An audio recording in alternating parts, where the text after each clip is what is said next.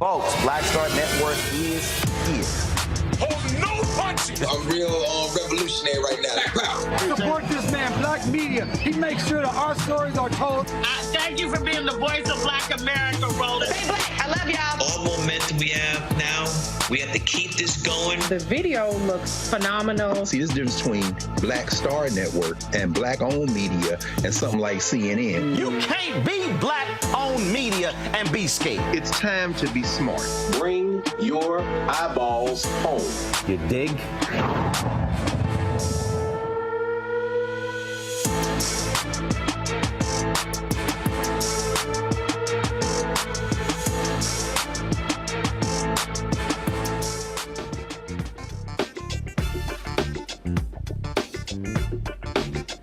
It is Tuesday, June 27, 2023. I'm an attorney, Robert Patillo, sitting in for Roland tonight on Roland Martin Unfiltered. Here's what's coming up tonight, streaming live on the Black Star Network. In a historic decision, the Supreme Court, the Trump-appointed Supreme Court, the ultra-MAGA conservative Supreme Court, the 6-3 majority Republican Supreme Court, sided with progressive groups and voting rights advocates, rejecting a North Carolina bid to overturn centuries of precedent and fundamentally change the way the elections are run in the United States of America. We'll talk to Tamia Booker about this latest Supreme Court decision.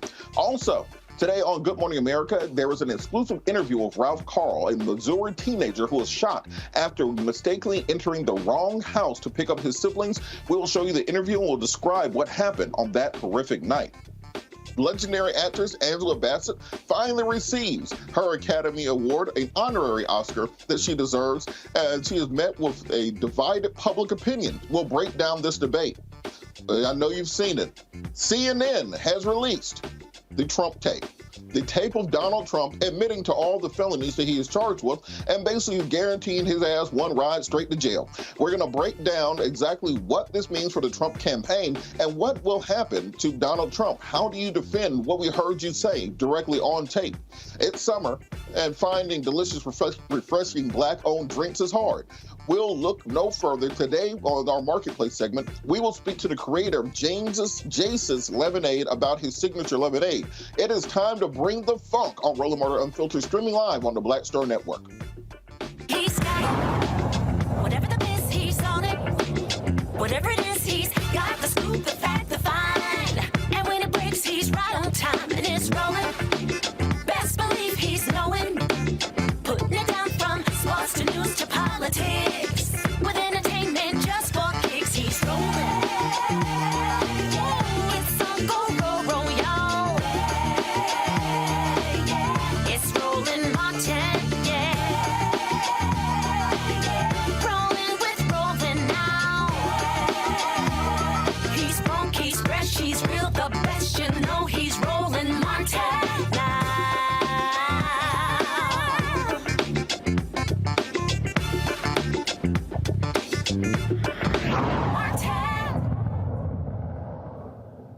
In a stunning 6-3 decision, the Supreme Court today ruled that a North Carolina legislative challenge would not go forward, which would have fundamentally changed the way the elections are running in the United States of America. At its base, this case was based upon a challenge presented by the North Carolina state legislature, arguing that because the Constitution lays out that states alone are in charge of overseeing their own electoral processes, that any review by the Supreme Court of the state of North Carolina, by the Attorney General of the state of North Carolina, by the State Elections Board of North Carolina, should be null and void, and that sole power should lie with the state legislatures in order to determine how elections should be run. The Supreme Court rejected that argument. The reason this is significant is because over the course of the last 15 years or so, Republicans have concentrated on consolidating power in state and local offices. During the Obama administration, Republicans won 1,044 elections nationwide, taking over state legislatures across the country. If this challenge had gone forward, fundamentally, those Republican state legislatures would be able to nullify elections, redistrict and change lines. They'll be able to change election dates, impose poll taxes. This would have fundamentally gotten rid of Section 2 of the Voting Rights Act, which has already been weakened by Shelby v. Holder in 2014. This decision by the Supreme Court along with the Louisiana decision on redistricting yesterday, as well as the Alabama decision on redistricting a week ago, as the most significant upholding of voting rights that we've seen in nearly 40 years in the United States of America. This is a crucial decision, particularly coming from a Republican court. Remember, this court has 3 justices appointed by Donald Trump: Neil Gorsuch, Brett Kavanaugh, Amy Coney Barrett, as well as Clarence Thomas, Thomas Alito, and John Roberts. And they are the court that has decided to uphold voting rights in a way that even the Obama court a decade ago decided Shelby v. Holder would not do. So the reason that this is so important is that it indicates that voting rights will survive and live another day. This takes all doubt away of what may happen in 2024, when Republicans may attempt to submit their own ballots of fake electors as they did in the 2020 election. It re-solidifies the ability of states that have progressive-leaning Supreme Courts to have a veto over things that happen in the state legislature. So the reason I want everyone to pay so much attention to this is because if the right to vote, if not protected, goes away. We've seen attack after attack, gerrymandering districts, such as in the Alabama case and the Louisiana case. Those cases took representatives away from African Americans that deserve to be in Congress. In some, the Congress gave us 2 new Black Congresspeople in the last 2 weeks. This is a momentous occasion. Joining us to discuss this is founder and managing director of T. Booker Strategies, Tamia D. Booker. Ms. Booker, how are you doing this evening? I'm doing fine. How are you? I'm doing great. Can you talk a little bit about the North Carolina case today and why this is so important for people to understand the significance of this decision? Yes, absolutely. So the first time I was here, I actually talked about this. We talked about the implications of this had it ruled the other way. And you are correct in that this is very significant because the implications would have been horrendous. And it's very shocking, like you said, and exciting to know that at the very least, that this extremist theory was rejected. Our voting rights still need to be protected, and we still need to push Congress to still pass the Voting Rights Act. What's important here to note is that this right-wing extremism, this theory has been projected in many states across the country. And we saw those rulings, as you mentioned, very important at Alabama, Louisiana, and now North Carolina. In North Carolina, they were trying to do everything that you mentioned. And what's important here to note is that this theory was struck down. Correct, yes. And that this doesn't mean that gerrymandering is completely struck down as well. It just means that the state legislatures cannot legislate and dictate federal elections the way they'd like. Correct, right? And so to that end, we need to make sure we stay on Congress to pass the Voting Rights Act and protect us. And so that part is extremely important here. And so in this theory and understanding before that they were really trying to get away with having only 4 representatives in Congress that would potentially be Democrats. With the amount of African-American and Democratic-leaning voters alone in North Carolina, we know that that was not the case. And so it's exciting yet surprising to see here, but we need to be important and we need to note the importance and stay vigilant because this is happening across the South. And yes, Alabama, Louisiana, North Carolina, we'll see this pop up, but it is important to note that. And so let's continue to stay on Congress to make sure the Voting Rights Act reauthorized, and let's continue to make sure that fundamental rights as voters are not stripped. People think of this as being kind of an arcane or peculiar topic that lawyers and academics talk about, but we can just look at what happened after Shelby v. Holder in 2014 and the way that American politics has changed since then. So you could make the argument that we never have a Donald Trump as president if Shelby v. Holder had gone the other way. Can you talk about the significance of these additional seats in both the Louisiana and the Alabama case, in addition to the ruling from today? Yes, it's very exciting to note that both of these seats that we know that will have more representation in Congress in both Alabama and Louisiana. We saw in Alabama in particular as that because I was a part of the Doug Jones movement, I like to say, in 2017, where we saw Black voter turnout was significant.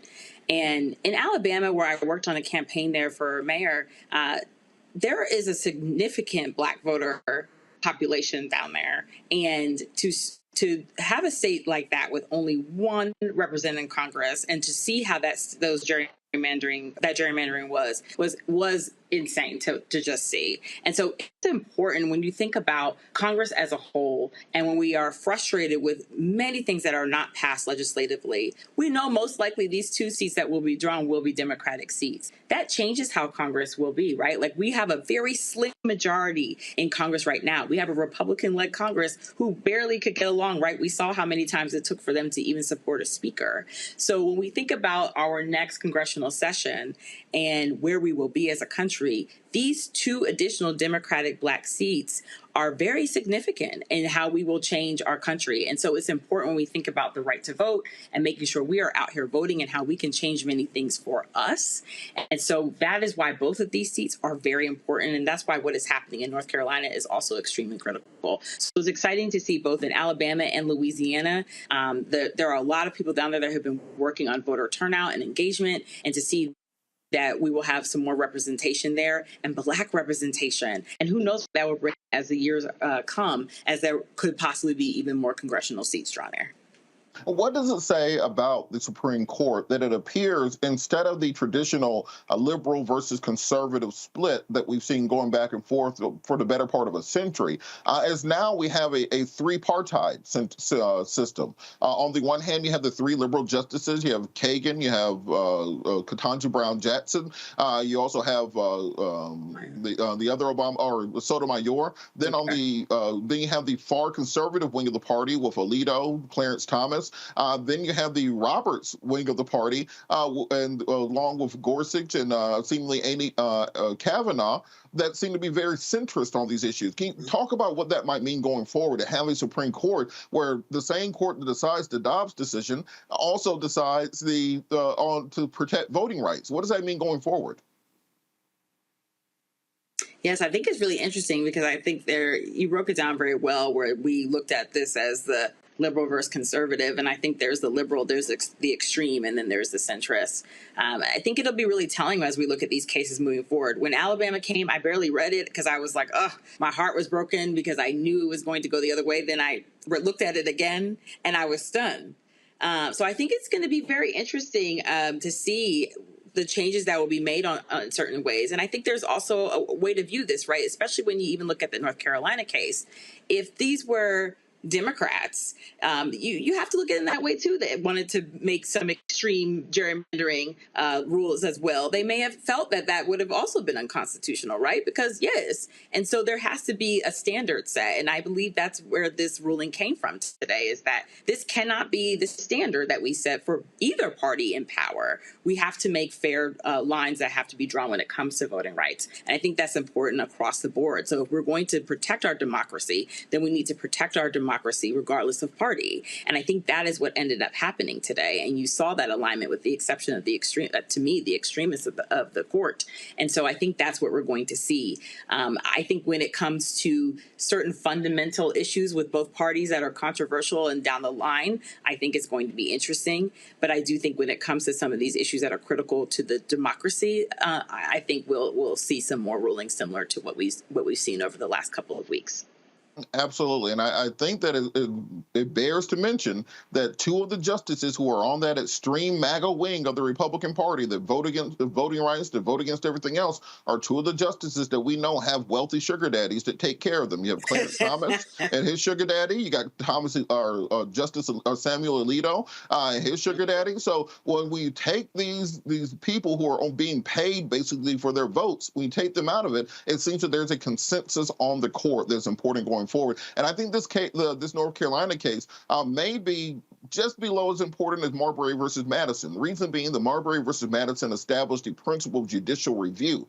This case upholds the concept of judicial review when it comes to elections, saying that the state Supreme Courts can overrule state legislatures when they violate the rights of individuals. That is something which is not written into the Constitution the same way that judicial review in Marbury versus Madison wasn't written in. However, it does write it in through the courts, saying that even if you have the most insane Marjorie Taylor Greene legislature, you still have the opportunity to go to the Supreme Court and receive justice. Thank you so much, Tamia, for joining us. Thank you for the conversation, and hopefully we'll have you back when more of these decisions come down. We'll be back after the break on Roll Carter Unfiltered, streaming live on the Black Star Network.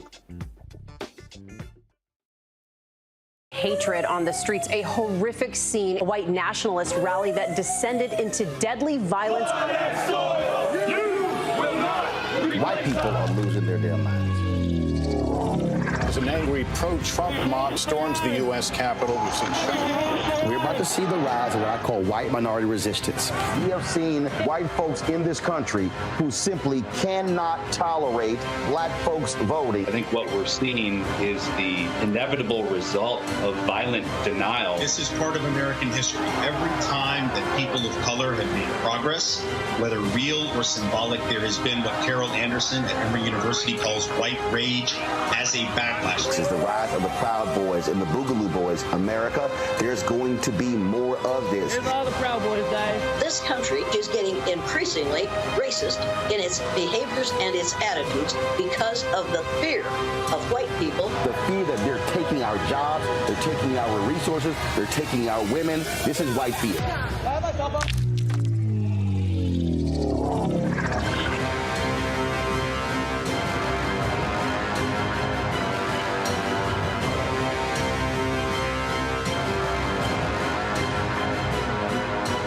Black Star Network is here. Hold no punches. I'm real revolutionary right now. Thank you for being the voice of Black America. All momentum we have now, we have to keep this going. The video looks phenomenal. See, this difference between Black Star Network and black-owned media and something like CNN. You can't be black-owned media and be scared. It's time to be smart. Bring your eyeballs home. You dig? Me, Sherry Shepard, with Sammy Roman. I'm Dr. Robin B., pharmacist and fitness coach, and you're watching Roland Martin Unfiltered.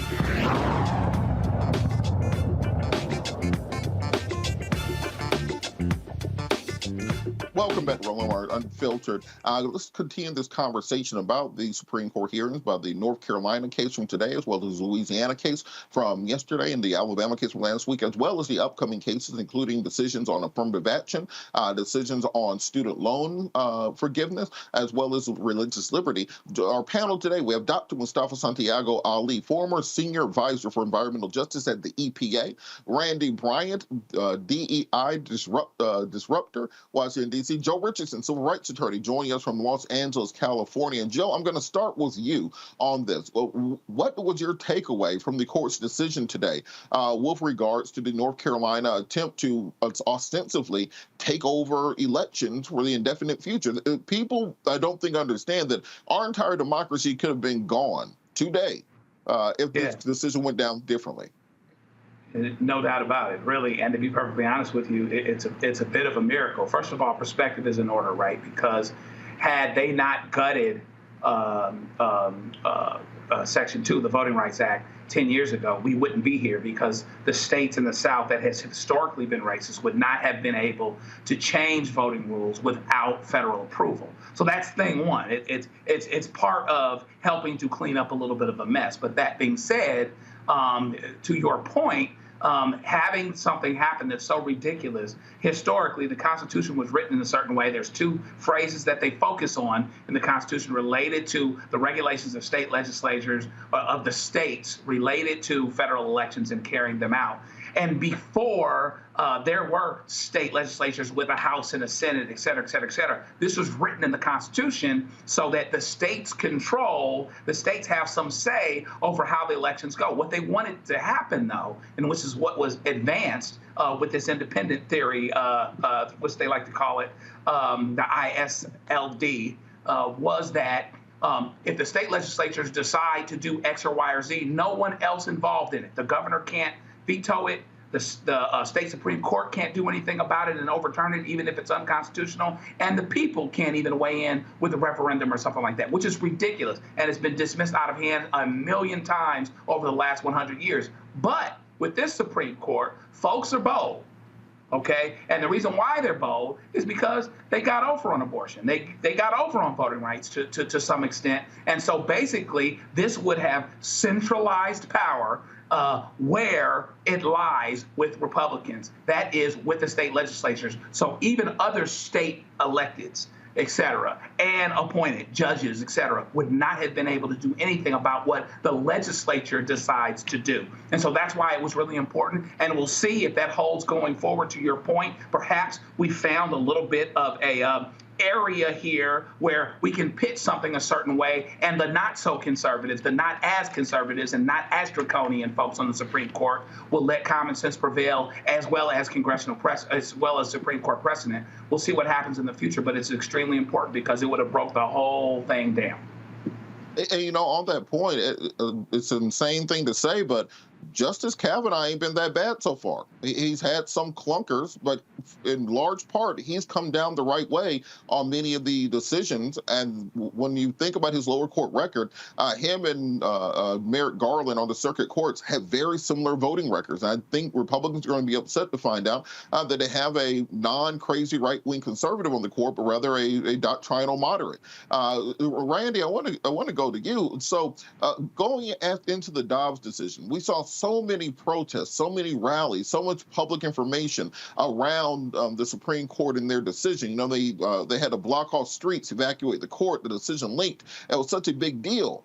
But in this case, which would have fundamentally changed the way that we vote in this country, the last week, the media was chasing a damn submarine. What do you think has to be done to make sure that we are getting people this information on important things that are coming up? We need to somehow find a way to control the majority media so they do not distract us. Many of us said when all that was going on with the submarine that it had to be a mere distraction.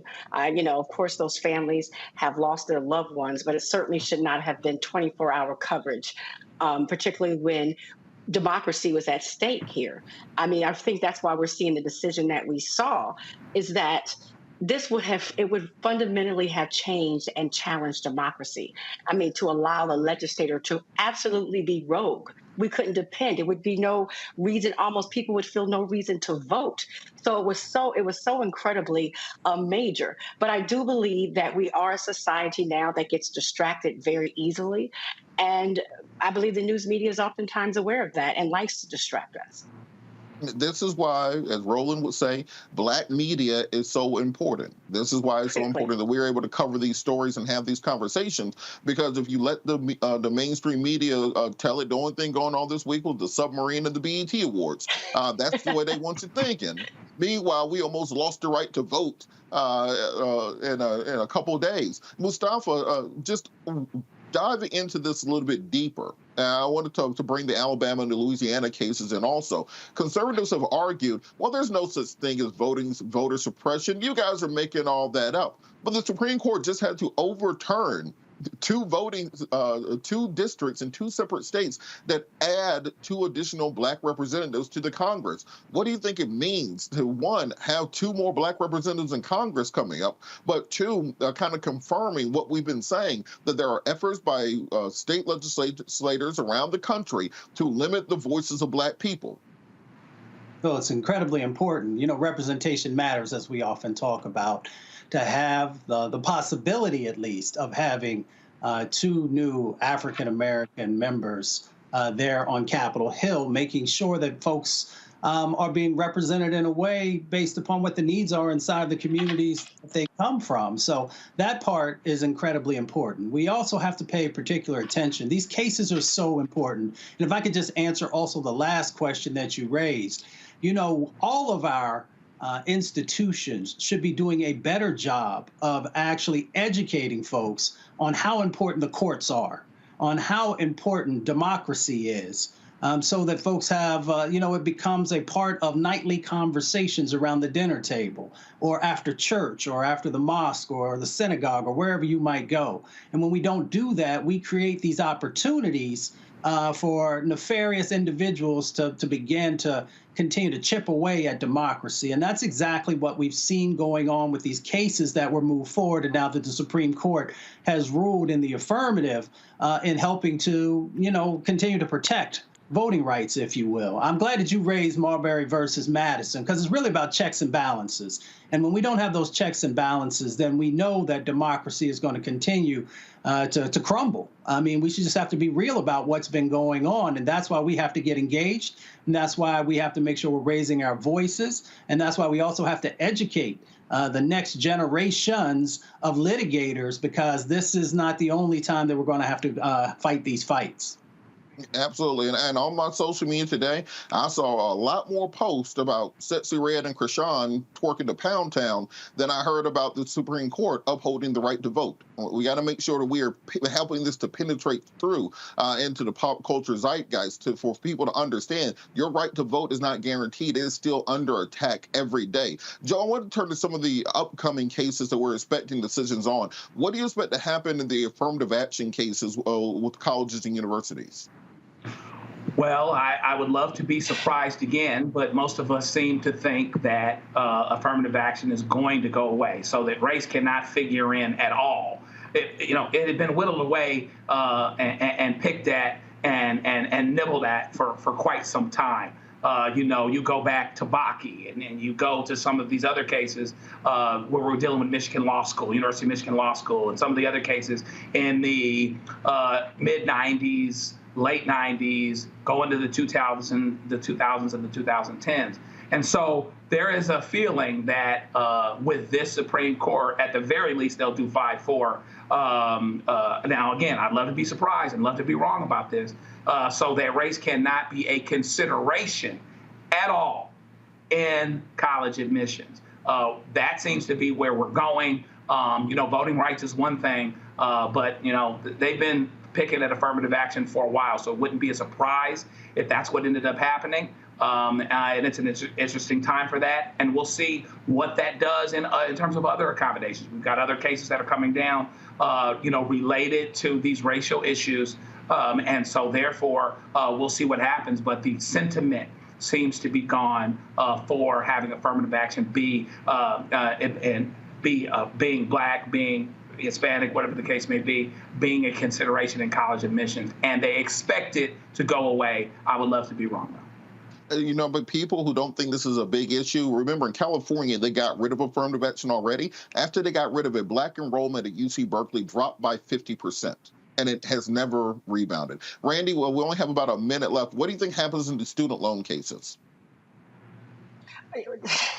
It's not just the student loan cases. I not to ignore your question, but I just want to say that, yes, affirmative action probably is going to go away. And what makes me so angry about it is they're not talking about the how people are put in legacy. All the legacy admissions. Almost 37% of Harvard new students are from legacy, which of course we didn't have the luxury to be legacy students. And so it's just interesting to me. I really want the audience out there to understand how just this is planned out, how strategic they are being to ensure that we don't become more successful in this country, because we do know one of the major ways is to get a college education. So by blocking our ability to get in these schools, they're blocking our ability to be more economically successful. So again, I think it's important that people recognize how important these decisions are and how much planning goes into it's strategic to block us from these schools and to block us from ultimate economic success. Look, at most deaths said you start keeping pace, they start switching up the tempo. They try to attack the vote. They try to keep us out of schools. They don't want us reading, all those things. But then they will swear up and down there's no such thing as systemic racism. I'm talking to you, Tim Scott, that dumbass speech you made this week. How do you say that there's no systemic racism as there are Klan rallies happening around the country and they are attacking voting rights and the and educational reform in the Supreme Court? You're making a fool out of yourself. I understand you want to be president. You don't have to be a fool. On that student loan case, my prediction is, I'll answer my own question. My prediction is it will be thrown out on standing, and Joe Biden's student loan reform would actually go forward. Mustafa, before we run out of time, there's another case on the issue of religious liberty out of Colorado, a baker who says she does not want to do a website front page for gay couples, and because of that, she's challenging it in the Supreme Court. What people don't understand is if they rule in her favor, She's right now saying, I don't want to, on religious and free speech grounds, I don't want to work with gay people. Well, then you can have a bed and breakfast that says, well, black people are the descendants of Ham, and I don't want them in my bed and breakfast either. You can have a restaurant that says, well, I don't want Jewish people in my restaurant because the Jews killed Jesus. And therefore, you're basically resegregating America based on a website designer cake case. What do you think happens in that case? Well, I'm hoping that they, have the forethought to make sure that they understand how this will impact all kinds of folks across the country, as you just laid out. So I'm hoping that the ruling moves in a positive direction, and they rule against the lady who brought this forward. It's always interesting. They try to use gay cases because they know there's still a resistance to that in many communities. But they realize, they hope you don't realize on the backside there's a Trojan horse of resegregation taking place. They're trying to resegregate the voting booth, resegregate colleges, and resegregate all of American society through these Supreme Court cases. We're going to talk more about this and other stories after the break. You're watching Roland Martin Unfiltered, streaming live on the Black Star Network. We'll be right back. My early days on the road, I've learned, well, first of all, as a musician, I studied not only piano, but I was also drummer and percussion. I was all city percussion as well. So I was one of the best in the city on percussion. There you go. Also studied trumpet, cello, violin, and bass, and any other instrument I could get my hand on. And with that study, I learned again what was for me. I learned what it meant to do what the instruments in the orchestra meant to each other in the relationships. Right. So that prepared me to be a leader. That prepared me to lead orchestras and to conduct orchestras. That prepared me to know, to be a leader of men, they have to respect you and know that you know the music. You have to be the teacher of the music. You have to know the music better than anybody. There you go. Right, so you can't walk in unprepared.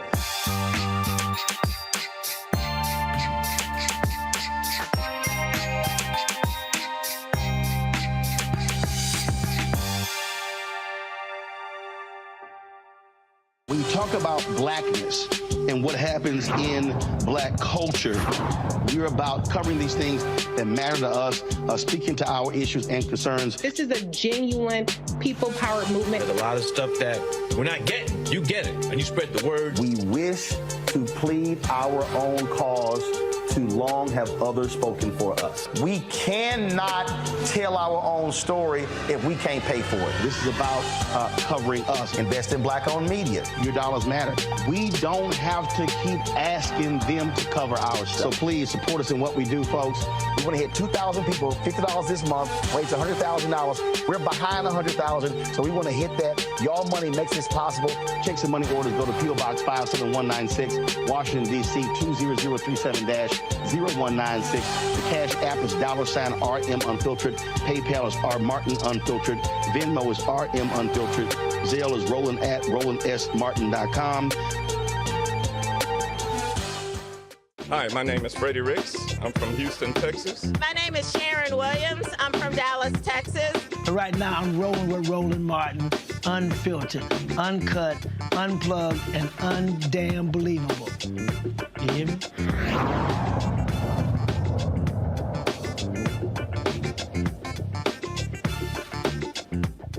You may remember the case of the Missouri teenager who was shot for going to the wrong home in order to pick up his siblings that were attending an event.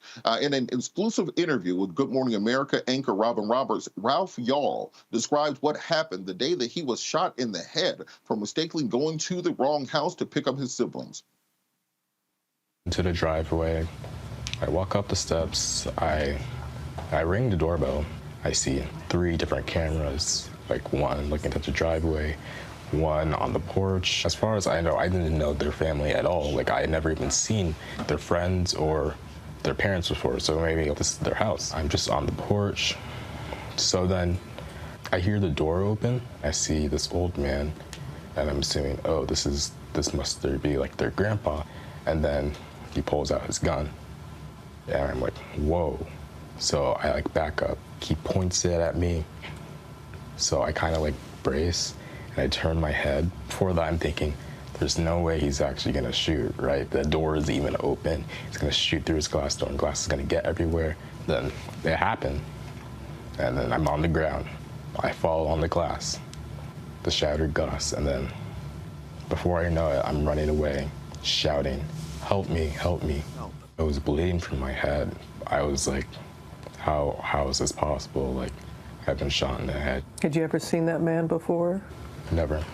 Were there any words that were exchanged before he shot you? He only said 5 words. Don't come here ever again. There are a lot of things that are going on inside my head that aren't normal.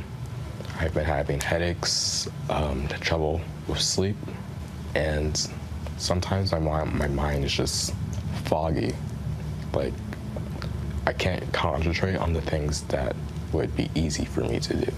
You're looking at a kid that took the SAT when he was in the 8th grade. And now his brain is slowed. So physically he looks fine, but there's a lot that has been taken from him. What do you want people to know about you, Ralph? I'm just a kid, not larger than life, because this happened to me. I'm just gonna keep doing all the stuff that makes me happy and just living my life the best I can. What is justice to you in this case? Justice is just the rule of the law, regardless of race, ethnicity, and age. He should be convicted for the crimes that he made. I am past having any personal hatred for him. He should suffer repercussions because that is what our society is made of. Trust in each other and reassurance that we can coexist together in harmony.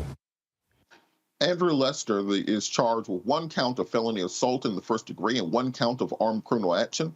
Lester pled not guilty and was released on April 18th on a $200,000 bond. You don't have to have $200,000 for a $200,000 bond. You need 10% of that. Or if you don't have a criminal record, you can usually get a signature bond in many cases that will allow you to go home.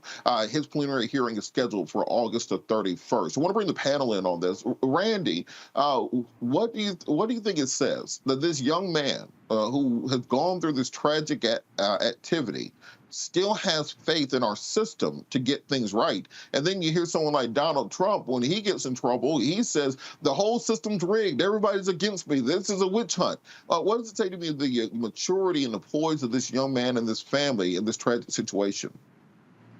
He has a better brain and a better heart than Trump, obviously.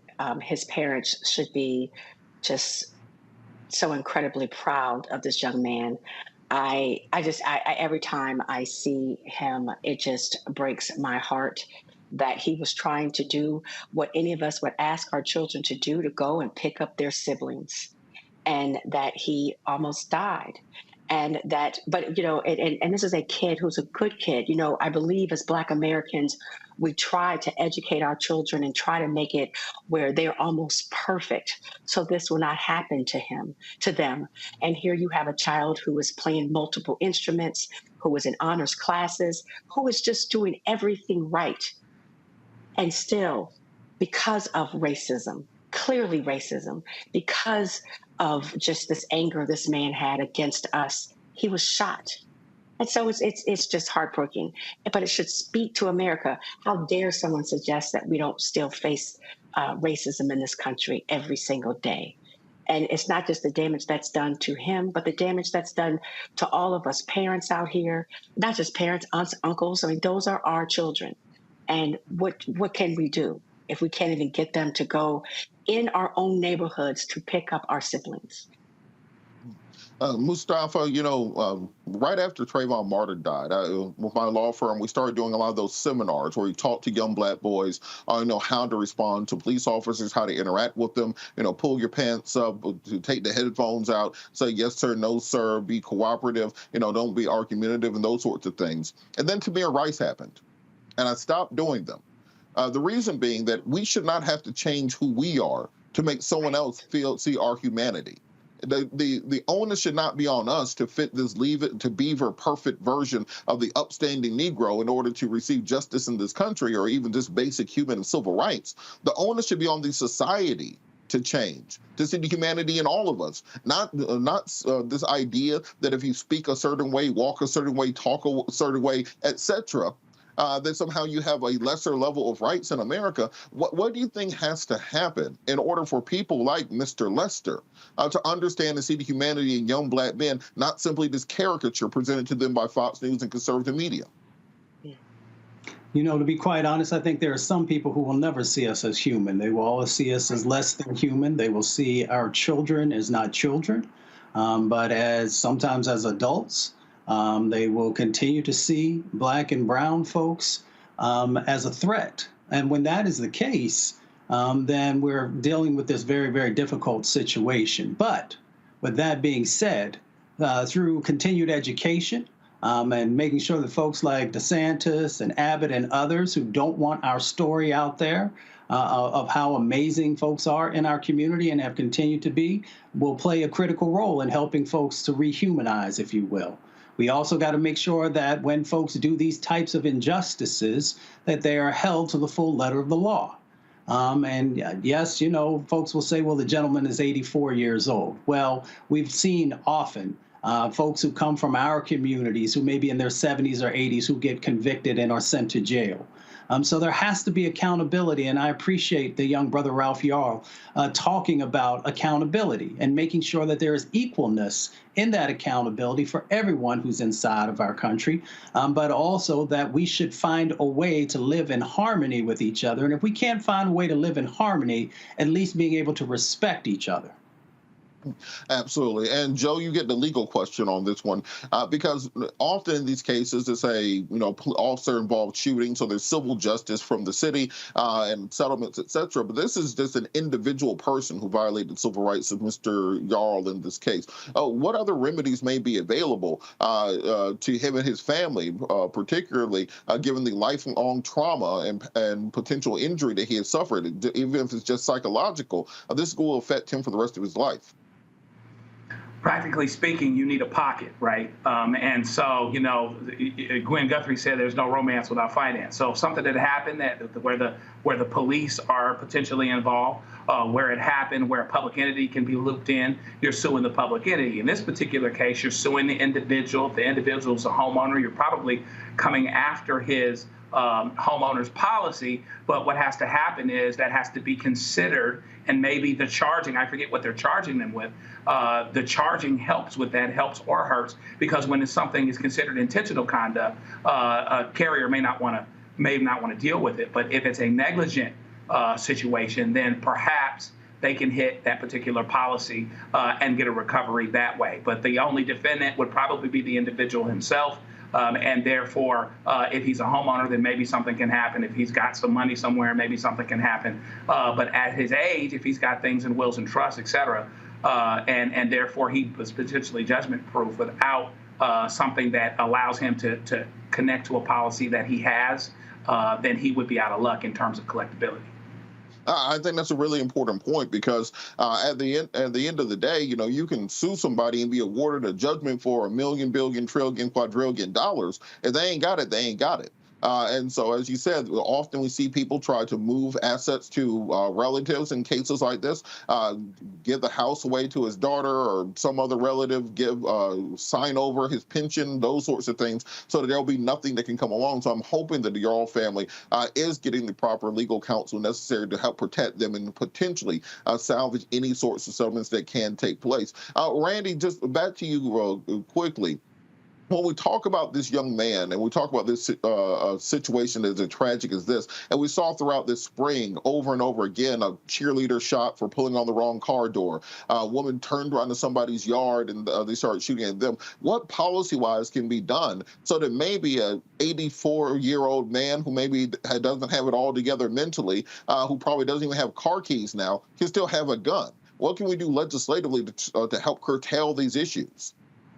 Gun control. I mean, we need to do gun control, and not where everybody can have a gun regardless of age, mental health, and they can go anywhere they want to go. I mean, someone I know in my family, once people are reaching a certain age, we start to get them tested and have sometimes to take their ability to drive away because they're not making good decisions. But the fact that he can still have a gun is sad. And I know people, get really uncomfortable about having these guns. But if that man had not had a gun, Ralph would not be shot. And gun control. And wouldn't it be interesting when we do these mental checks on people if we did some of those racist bias tests that they do on police officers? That'd be quite profound to me. I know I can't imagine anybody would ever allow that to happen, but that there are gun-toting. I believe this man was an open racist. It's terrifying already for us to live as Black Americans in America, and it has become increasingly so lately. You're absolutely correct, and I'm hoping that maybe at least we can get red flag laws on the books so crazy people don't have guns. That just seems to be reasonable. I'm a pro-gun person. I'm a big fan of guns. I got a bunch of guns in this room right now. But maybe crazy people shouldn't be allowed to have them. If you're too old to drive a car, maybe it should take your gun away. Just putting that out there. We're going to keep talking after the break. You're watching Roland Martin Unfiltered, streaming live on the Black Star Network.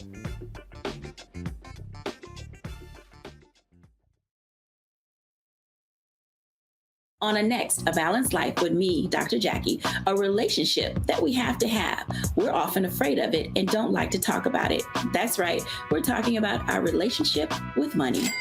And here's the thing, our relationship with money oftentimes determines whether we have it or not. The truth is you cannot change what you will not acknowledge. Balancing your relationship with your pocketbook. That's next on A Balanced Life with me, Dr. Jackie, here at Black Star Network.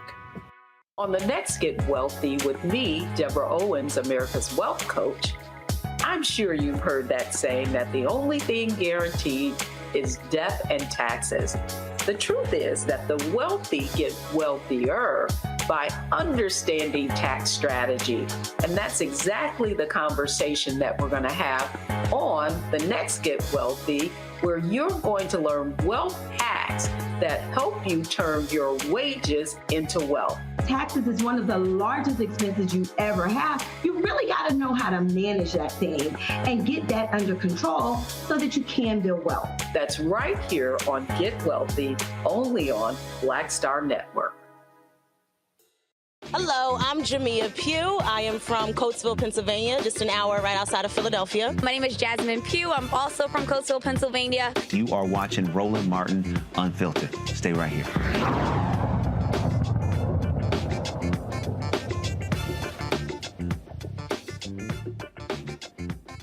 Legendary actress Angela Bassett will finally get the Oscar she deserves, but the public is divided over the honorary Academy Award. To celebrate her decades-long career and exceptional performances, the Academy of Motion Pictures, Arts, and Sciences will give Bassett an honorary Oscar in November at this year's Governor's Award. This achievement follows her contribution to the 30th anniversary of What's Love Got to Do with It and her performance in the Marvel movie Black Panther: Wakanda Forever as Queen Ramonda. Many people are expressing their disappointment on social media that Angela Bassett did not win an Oscar for her stand-up performance in the 2021 film. Some say it is long overdue, while others question the decision. One tweet from user Kelly_23 states, Angela Bassett awarded an honorary Oscar for someone who played Katherine Jackson, Tina Turner, Rosa Parks, Akila's mama, Wakanda, etc., to receive an honorary Oscar award. That is so disrespectful. That is like a participation trophy. Another tweet from user Jess Vision reads, they could have done this for Jamie Lee Curtis and gave Angela Bassett or Stephanie Hugh the Oscar they deserve. The public response to Bassett's honorary Oscar raises questions about how winners are selected in the film industry. We'll start with you, Mustafa, on this. This was such a big controversy last year, where Angela Bassett had an award-worthy performance, Queen Ramonda and Wakanda Forever. We all know her catalog of movies throughout the year, but it seemed that the Oscars had an interest in promoting a certain dynamic. This year will be about the foreign directors. This will be about Asian Americans. This will be about LGBTQ people. And it seems that instead of picking who's best at what, it's as if they're trying to paint together a diversity collage, forgetting what the actual point of the awards are. Well, we got to look at the system. So first of all, let me say, I think that making sure that Angela Bassett is being honored is not necessarily a bad thing, because she has been an incredible actress. So I honor that. But then you got to swing around and actually look at the system, because that's where people should be focusing their energy, because that's where real systemic change is going to happen, and being able to put the pressures that are necessary to make sure that there's the education that's happening in that space, and then to also be very clear with folks that if you're not going to support in an honest way Black actors and actresses, then we are no longer going to utilize our dollars in that space. Now, of course, we want to continue to be able to support them financially, but you have to make some decisions about how you're actually going to change the system. And when I see people getting upset about the surface stuff and not also utilizing the same level of energy to dive deep on how do you really change things, then I think we're missing an opportunity. Absolutely. Randy, on this point, we've said for years as the Black community that we need to stop being validated by these outside groups. Stop waiting for other people to say that your work is valid or not, that we should have our own sorts of award shows and our own apparatuses to honor each other. But then Patti LaBelle gets up at the BET Awards and forgets all the words to the Tina Turner song. Where's the balancing act in this, where we're not trying to, one, be completely beholden to what Hollywood says, but then, the BET Awards were a hot mess? Okay, yes. First, let me deal with the Oscars. Oscars so white. It hasn't been that, just been a few years since we had a campaign to try to, to highlight the way that we are not winning these awards that we rightfully should win.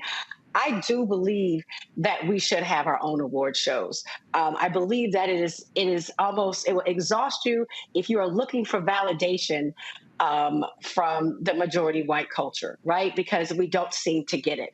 And it is almost like a consolation prize that the Queen, Angela Bassett, is being given kind of this, it does seem like a ribbon, like, here you go, let's give you something, without honoring the specific work that she did in movies that we know that she deserved an award. It just seems like just let's pacify her. We can do better. We can have award shows that aren't reflective of the BET Awards. I know that so many people were disappointed in. I did not see it. The clips I've seen, they were not quite honorable and not what I'd like to see, although I do know that they were trying to honor hip hop and go 50 years through that. But I think those are two different subjects. Just because the BET Awards weren't where they should be, we have done some magnificent, beautiful, classy award shows.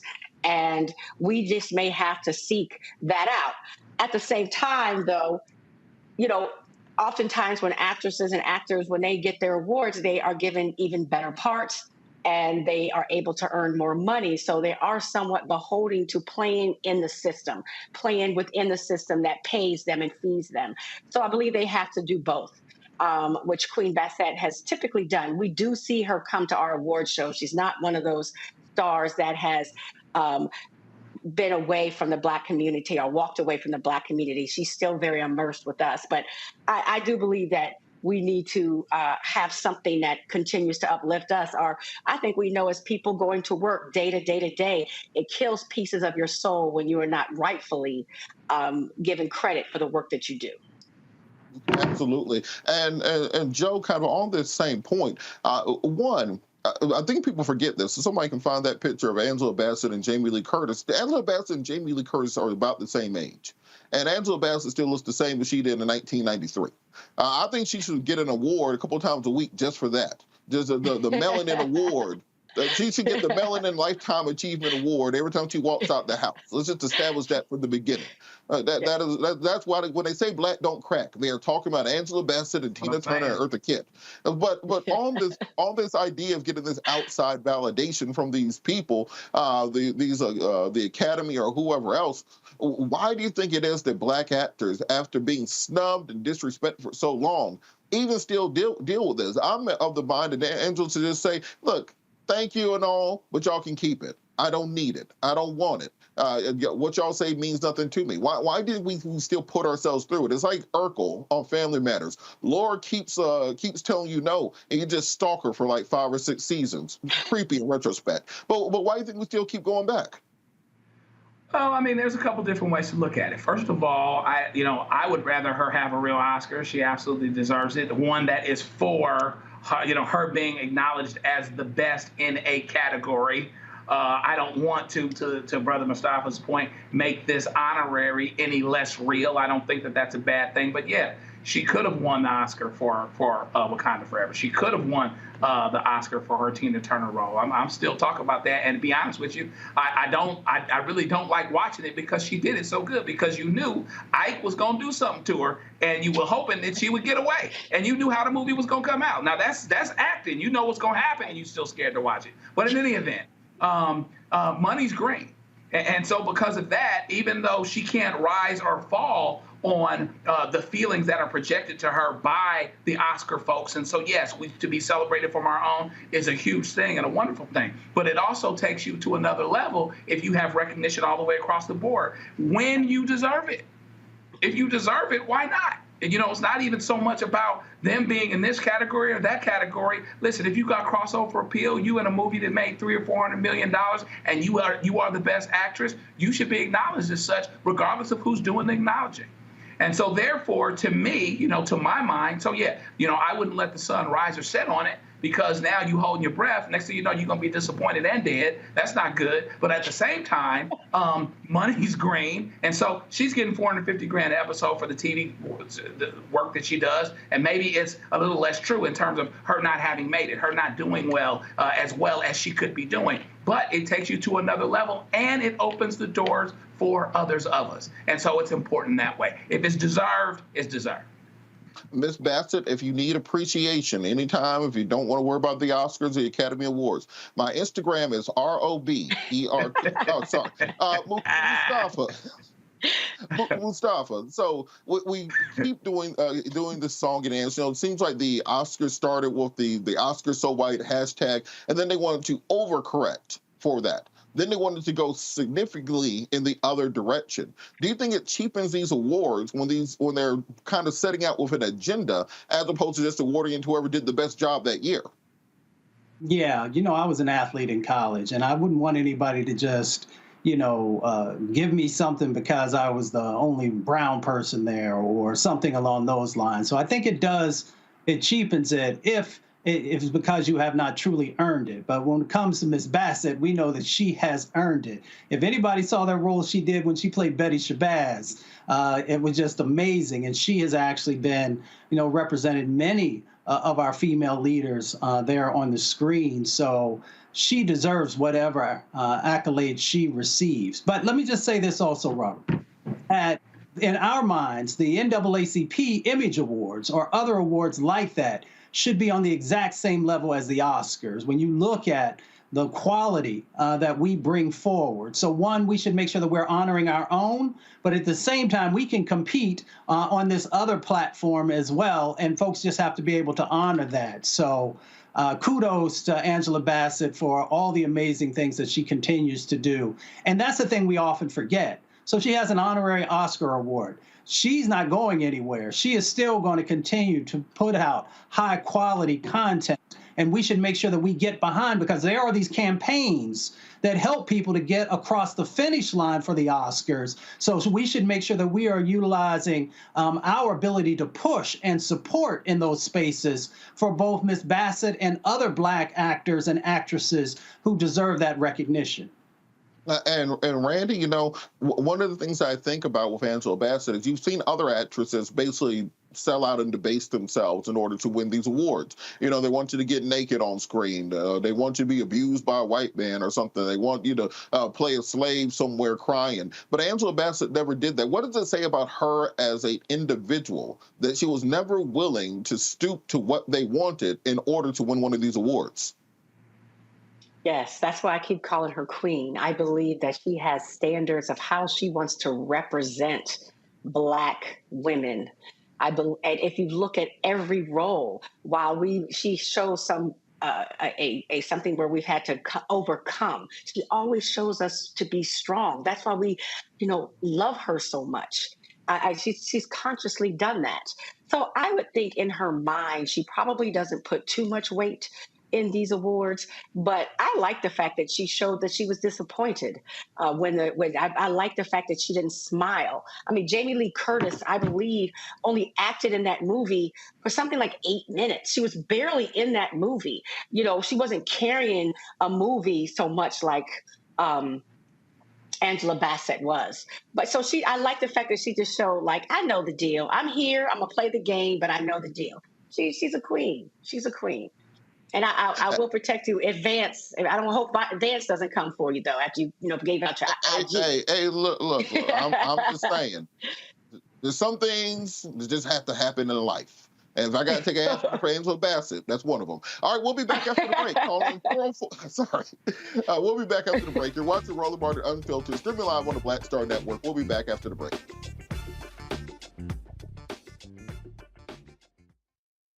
Up next on The Frequency with me, Dee Barnes. She's known as the Angela Davis of hip-hop. Monet Smith, better known as Medusa, the gangsta goddess, the undisputed queen of West Coast underground hip-hop. Pop locking is really what indoctrinated me in hip-hop. I don't even think I realized it was hip-hop at that time. Right. It was a happening. Mm-hmm. It was a moment of release. We're going to be getting into her career, knowing her whole story, and breaking down all the elements of hip-hop. This week on The Frequency, only on the Black Star Network. Next on The Black Table with me, Greg Carr. Succession. We're hearing that word pop up a lot these days as our country continues to fracture and divide. But did you know that idea, essentially a breaking up of the USA, has been part of the public debate since long before and long after the Civil War, right up to today? On our next show, you'll meet Richard Crichton, the author of this book, who says breaking up this great experiment called America might not be such a bad thing. That's on the next Black Table, right here on the Black Star Network. Hey, what's up? It's Sammy Roman. Hey, it's John Murray, the executive producer of the new Sherry Shepherd Talk Show. It's me, Sherry Shepherd, and you know what you're watching, Roland Martin Unfiltered.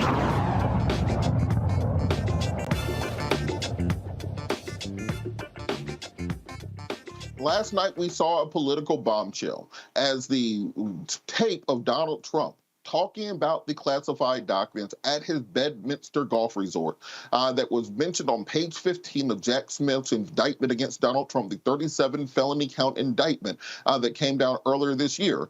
Well, the actual audio tape leaked, and it was far worse than you can even think. And we're going to go to the tape. That was your coup, against you. Well, it started right at the beginning. Like when Millie's talking about, you were going to try to do a coup. No, they were trying to do that before you even were sworn in. That's right. Trying to overthrow your election. Well, with Millie, let me see that. I'll show you an example. He said that I wanted to attack Iran. Isn't it amazing? I have a big pile of papers. This thing just came up. Look. This was him. They presented me this. This is off the record, but they presented me this. This was him. This was the Defense Department and him. Wow. We looked at some. This was him. This wasn't done by me. This was him. All sorts of stuff. It's pages long. Look. Wait a minute. Let's see here.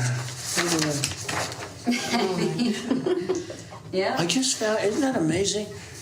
This totally wins my case, Mm-hmm. Except it is like highly confidential, secret. This is secret information. But look at this. You attack And Hillary would print that out all the time, she'd send it, she'd send it to Anthony Weiner, the pervert. By the way, isn't that incredible? Yeah. I was just saying, because we were talking about it, and he said he wanted to attack Iran and what? These are the papers. This was done by the military, given to me. I think we can probably, right? We'll have to see. Yeah, we'll have to try to figure out See, as president, I could have declassified it. Now I can't, but this is classified. Now we have a problem. Isn't that interesting? Yeah. It's so cool. I mean, it's so. Look, here and I have. And you probably almost didn't believe me, but now you believe me. No, I believe it's incredible, right? No, hey, bring some Cokes in, please. That is the former president of the United States of America, casually laughing and talking with a room full of people while ordering Diet Cokes, looking at classified military documents. The reason we know they are classified military documents, because he said, these are classified military documents. And then, not only did he say they're classified military documents, then he goes the extra step of even saying, these are not declassified. I could have declassified them as president. I can't classify them now. He said that. What was the purpose of even saying that? That doesn't just come up in regular conversation. And the reason that this is significant in the Trump case is those documents still have not been turned over to the federal government. Those battle plans, those attack plans to attack Iran, those were not discovered during the Mar-a-Lago raid. And Donald Trump has not voluntarily turned them over. So that means one of two things. Either A, he lost the battle plans to attack Iran and they're just sitting around somewhere next to the omelet bar at Mar-a-Lago, or B, he sold them to a foreign power in order to handle some of the presidential debt that he has. There is not another possibility. Those are the only options. And so the fact that President Trump still has not turned over the battle plans to attack Iran means that his charges could go from these simple Espionage Act charges to a charge for treason, which is what it would be if it's determined that he turned these documents over to a foreign power. But yet and still, the president is denying any wrongdoing or liability in this case. Let's play a little bit of President Trump's response. I said it very clearly. I had a whole desk full of lots of papers and mostly newspaper articles, copies of magazines, copies of different plans, copies of stories having to do with many, many subjects. And what was said was absolutely fine and very, very perfectly. We did nothing wrong. This is a whole hoax. This is just like the Russia deal. This is like the fake dossier. The dossier was a fake. It's all been a big fake. Ukraine. We went through these things ad nauseum, and this is 7 years of this stuff, and now this one. And the one who's done it wrong is Biden. He has 850 boxes all over the place. Nobody even knows where they are. He's got many boxes in Chinatown, D.C. What are they doing there? And he's accepting money from China. He's got boxes all over the place. I'm covered by the Presidential Records Act. I'm covered also by the Clinton Sox case. It's a very important case. It's law. And we did absolutely nothing wrong. This is just another hoax. It's called, I would say, election interference more than anything else. It's a disgrace that they can do it. Next question. But everything was fine. We did nothing wrong, and everybody knows it.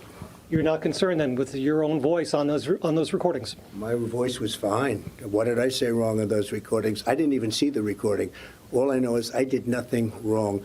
We had a lot of papers stacked up. In fact, you could hear the rustle of the paper, and nobody said I did anything wrong, other than the fake news, which, of course, is Fox, too. Are there any other recordings that we should be concerned of? I don't know of any recordings that you should be concerned with, because I don't do things wrong. I do things right. I'm a legitimate person. I'm not like Biden that gets hundreds of millions of dollars from people and countries and says, we won't give $1 billion, but you got to get rid of the prosecutor. And then guys like you don't do anything about it because nothing happens. No, we do things right, so I don't care about any recordings. Supreme Court. It's so, a couple things I need to correct there, Mr. President. One, the Presidential Records Act covers presidential records. It does not cover national security documents. because that's not a presidential record. If you scribbled some notes on your own notepad, that's a presidential record. If you wrote a letter to somebody or someone wrote a letter back to you, that's a presidential record. If you're narrating things for your autobiography or to go into your presidential library, those are presidential records. The battle plans to attack Iran are not presidential records. Secondarily, the Espionage Act. Let's just say everything President Trump says in those documents are not classified. He declassified them as president. The Espionage Act was written in 1917. We started classifying documents in the 1920s. The Espionage Act does not have anything to do with classification. It simply says if you have national security documents in a place that they're not supposed to be at, you have violated the Presidential Records Act. Indeed, it can be said that Jack Smith went soft on Trump because there are more charges he could have brought against him for this same action. Joining us to talk about this and have this discussion about what Trump's possible defenses could be to him admitting on tape to everything that he did, we have conservative commentator Ms. Mikhail Barthelemy. Mikhail, how are you doing today? How you doing? I keep freezing up here. Thank you for inviting me, I was going to call you Roland. Robert. Well, thanks so much for joining us. You wrote a whole book on President Trump, but even as a Trump supporter, can they at least admit that he seems to be in a pretty significant amount of trouble here? You know what? Ever since President Trump came down that escalator, he's been in trouble by the people that want to take him down. I mean, hoax after hoax. We have basically seen a nothing burger out of every single thing that they've thrown at this president, and every single time he's come out clean. I mean, everything from, let's see, I wrote it down, everything from the Steele dossier. Okay, remember that? The Russia hoax and that Donald Trump was a Russian agent. How did that pan out? Okay, number two, the lab leak theory was just right-wing conspiracy theory and the Trump lie. The Hunter Biden laptop story. Now, right now, this particular incident that happened with this recording, however this came out, we don't understand or even heard the entire context of this recording. We don't know, okay, exactly how the entire thing played out. Now, we heard those snippets, but we do not have the context. But we did have President Biden on stage with foreign agents, a foreign president, an Indian president, on stage saying that he has sold state secrets and other important things. So real quick, that requires context. President Biden was speaking to Modi, the Prime Minister of India. He discussed the exchange of ideas between countries, and he was making the point that to allies, there have been various transactions that have taken place to improve the lives and the military technology of those countries, particularly countries like India. So it's not that he said I was selling state secrets and that I had secret documents that I sold to people. It was during a conversation with heads of state. But on this point about not knowing the context around these documents, under what context is, hey, I have the plans to invade Iran. They're classified. I could have declassified them, but I didn't. What context belongs around that? The entire day, okay? The entire day of everything that took place. We did not hear the entirety of the recording. Not to mention, again, let's go back to President Biden, okay? He did say that he sold secrets and a lot of important things. I don't think that was out of context, Robert, because I think that it was a Freudian slip. Look, right now we have the Hunter Biden investigation going on where it's been shown that Hunter Biden has been on the phone texting, okay, about saying that he has his father with him right now, and he's demanding $5 million from a Chinese agent, from a Chinese company. But real quick, on that point, let's assume, but hold on. Let's assume everything about Hunter Biden is correct, that he's a criminal and he should go to jail. How does that help Donald Trump with having these classified documents in Bedminster when they're supposed to be with the National Archives and them still not being located?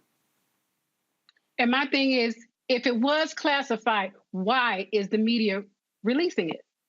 I mean, we weren't supposed to be releasing classified information. If it is classified, that's what really makes me believe, Robert, that it's a nothing burger, because if it was classified information, why is it being released to the public right now? Well, we're not seeing the actual classified documents. We're hearing Donald Trump talk about having the classified documents. And the fact that he says they're not declassified, because on that tape, he could have very well simply said, well, under the Presidential Records Act, I'm allowed to have these documents. I declassified them as president, so it's okay for everybody to look at it. That's not what he said. So we're going to go to a break. I want to keep this conversation going on the other side, because I want to talk a little bit about the political ramifications around this, because since Trump has been indicted, he's up 5 points in the Republican primary polls. He has a 30-point lead over Ron DeSantis. People like him more every crime he gets arrested for, and that's just a fact. We'll be back after the break. You're watching Roland Martin Unfiltered, streaming live on the Black Star Network.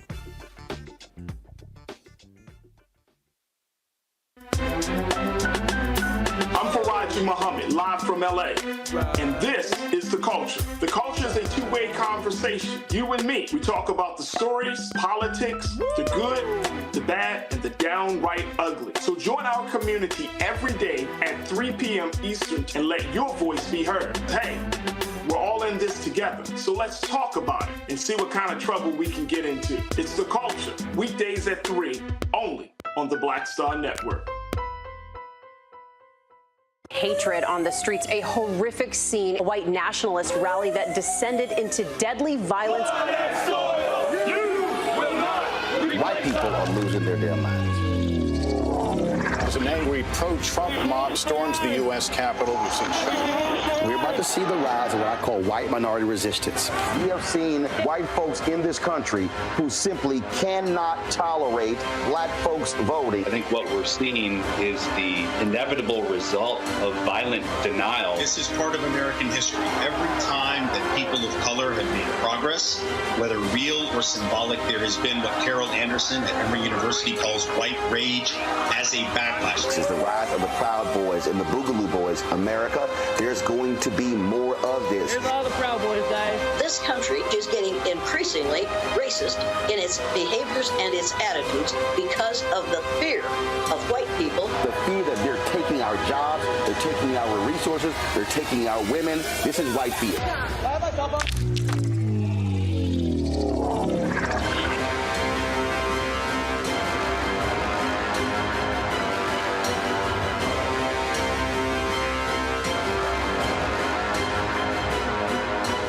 What's up? Geek Tony in the place to be. Got kicked out your mama's university, creator and executive producer of Fat Tuesdays, an air hip-hop comedy. But right now, I'm rolling with Roland Martin, unfiltered, uncut, unplugged, and undamn believable. You hear me?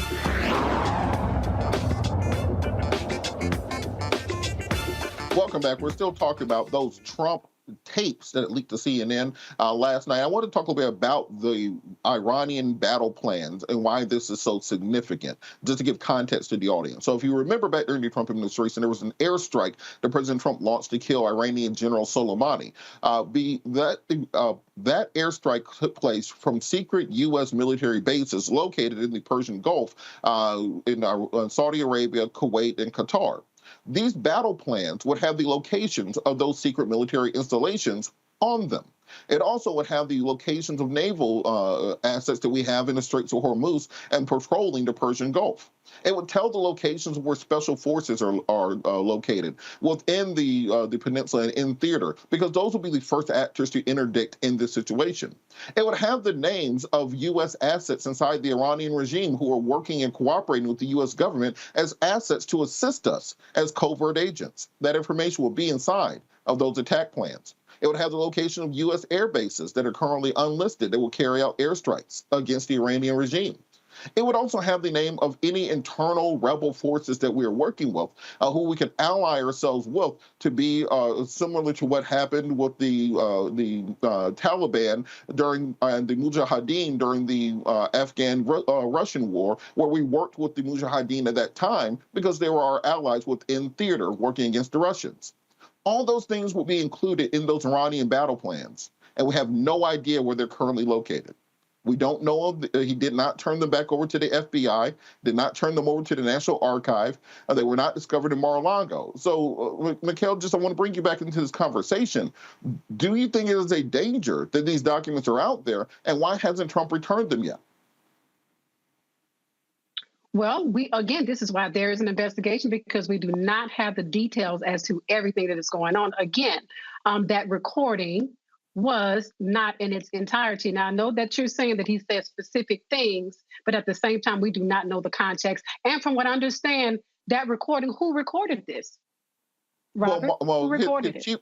At the time, President Trump's chief of staff, Mark Meadows, had a writer with them to work on his memoirs. So that writer was recording meetings and following him around, shadowing him in order to have notes ready to help with him with his book. That's why you heard Donald Trump say, this is off the record. He was aware that the person was recording. He was aware that the person was there. This is not there. It wasn't a secret recording in a hidden wire or something. He knew the person was there. He just said, this is off the record. Which I remind people means nothing. So if something's off the record, just don't say it. But go ahead. Absolutely. So that's what I just wanted to hear you say, that he knew that this was being recorded. So obviously there was nothing there. Again, Robert, everything after every mud fight, mudsling, everything that they've thrown at President Trump has turned out to be a nothing burger. What about the Presidential Powers Act? What about everything that he removes from the White House, that it's automatically declassified because he is the president? I don't see them going behind any other president. This is the only president that has been attacked and persecuted over and over again. Again, I think that this is going to turn out to be a big nothing burger. It's another hoax. Okay, and so just because we're running low on time, politically, we've seen Donald Trump's support increase. The first time he got indicted by Alvin Bragg in Manhattan, and then he had a 5-point jump to 51% in the Republican primary polls after this last indictment. What does it say about the Republican Party that the more he gets arrested, the more they support him? It says a lot about the left and the media and everyone that has come against this man, that you guys have made him, the left, have made him a martyr. Now, we know that that is a powerful thing, that when you martyrdom or martyrize someone, that you make them even more powerful. Guess what? The conservatives, we know what's up. We've seen the Russia hoax fall apart. We've seen everything fall apart. We saw when they said that Hunter Biden's laptop was a hoax and Russian disinformation. We've seen that be a lie. Just about every single thing, again, Robert, that has been thrown at this president has fallen apart. And this is why the American people have lost faith in the DOJ, the White House, and the media because of these attacks. So this is one reason why his popularity is increasing. All right, I want to bring the panel in. Randy, did you have a question for Mikkel?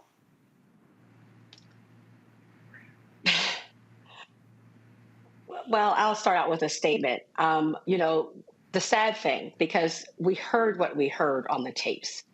There's no denying that he was sharing that he had classified documents and wasn't supposed to share them. He said it himself. But the problem is the support continues to grow for him, because I believe that people like you have decided to believe whatever he says. So it doesn't matter how much evidence is up against him. If you wrote a book that said President Trump is not racist, after he was went after by the Department of Justice back in the 1970s, after we have the birther theory, and he attacked President Obama and Vice President Kamala Harris, questioning if they were even citizens of this country because they were Black Americans, after he said a Mexican judge should recuse himself, after he said that on tape, well, hold up. He didn't want Black people counting because they were Black. You're saying that. Why didn't he say? Why has he not said? Okay, well, why did he think that President Barack Obama was not born in this country? Why did he say on tape? Why did he say on tape that he didn't want Black people counting his money at his casinos because they were lazy? I mean, where's the tape? Why did the Muslim ban? I mean, like the fact that someone would say, if you could say I choose to support him in spite of, but if someone were to write a whole book that says that he is not Can racist, I say something? But what that's just can I say something? And you've decided not to believe no matter how much evidence comes out. Randy, let's give Mikkel an opportunity. Let me say something, please. Let me fast forward to the platinum. I want to answer that, Robert. I want to answer that. The platinum plan. What other president, not even Barack Obama, have come up with a plan to assist Black America? He had a plan for the LGBT, but he did not have a plan for Black America. President Trump had the platinum plan. And that was for Black America. That was to increase our wealth by $500 billion to pour into the Black community with the opportunity zones and all of this money funneled into the Black community. Tell me, what has President Obama done? What has Biden done to Black America besides destroy it? Tell me. Mustafa, Now, how is that racist? Let's bring Mustafa into the conversation. Mustafa, do you have a statement or question? Well, you know, I worked in the government for a number of years, and when I left, I had to go through boxes and boxes to make sure that I was living up to my responsibilities. So, sister, I'm just curious. You know, Donald Trump had a number of opportunities to make sure that the information that was supposed to make it back to the National Archives actually did. And I'm just curious, based upon your perception, why didn't he take advantage of that opportunity so that he wouldn't be in this situation now? Again, there is an investigation. We don't know all the details of anything. We don't even know if that's even true. You know, depending on everything regarding everything that has taken place in this presidency, how he has been tarnished, he has been blackballed, he has been everything thrown at him, and it all has turned out to be false. Let's look at what happened underneath President Trump's tenure, underneath his presidency. Look at the growth. Look at the stock market growth. Look at the economy that took place. Look at all of the wealth that poured into the Black community.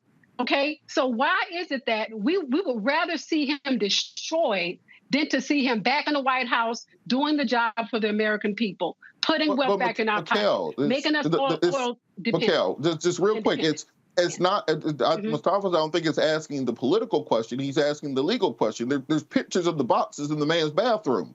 You know, he admitted to it on tape. So even if you support him politically, if you want him to win in office and win the election, you still have the law, which is written. You have the pictures of him doing it. You have him saying it. What else? What other information would you need?